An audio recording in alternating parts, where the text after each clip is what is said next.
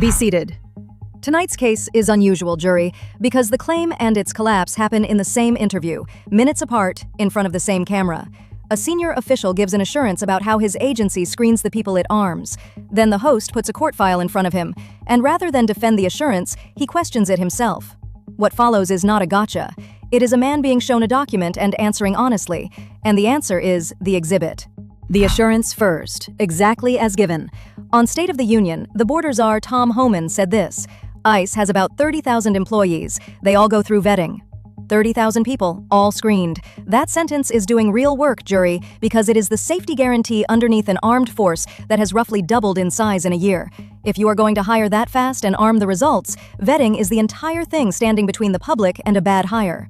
Now the case that tested it. On July 13th in Biddeford, Maine, an ICE officer shot and killed a man during an attempted traffic stop. His name was Johan Sebastián Durán Guerrero. He was 25 years old, a Colombian man, and I am saying his name because a case about hiring procedures is still, underneath the procedure, about a person who is not here anymore. And here is what the court documents showed about the officer connected to that shooting, stated carefully, because precision protects everybody. He was accused of abuse by 2 ex-wives. One of them described severe domestic violence in the marriage. He has denied those allegations, and this court says that clearly, rather than in a footnote. What is not in dispute is the docket. At one point, a judge ordered him to temporarily relinquish any firearms. That is a court looking at a situation and deciding, for a period, that this man should not have a gun. So Dana Bash asked the obvious question: should someone with those issues be an ICE agent? And Homan, to his credit, did not filibuster. His answer? No, if those are facts, I don't think he should ever have cleared vetting. Note the conditional, jury, because it matters, and this court will not overstate it. He is not conceding the accusations are true. He is saying that if the documents say what they say, then his own screening process failed.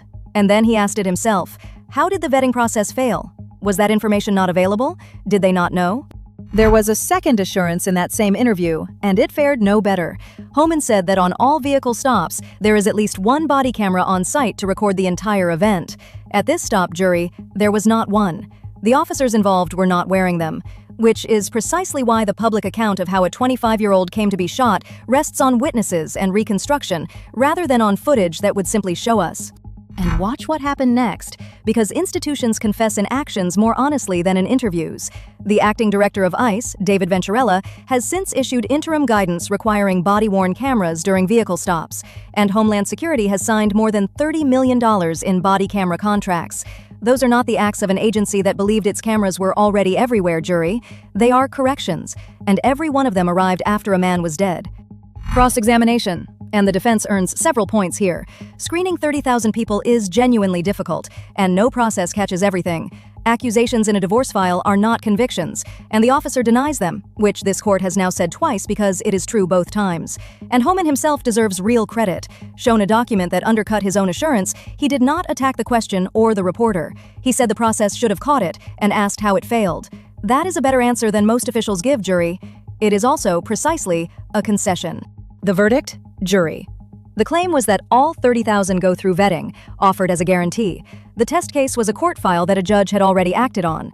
And shown that file, the man who runs the policy did not defend the vetting. He questioned it. When the strongest rebuttal to an official assurance is the official who gave it, minutes later, on the same broadcast, the assurance was not a fact. It was a hope with a number attached. Court stands adjourned. I'm Madeline, and this is Pixel Politics.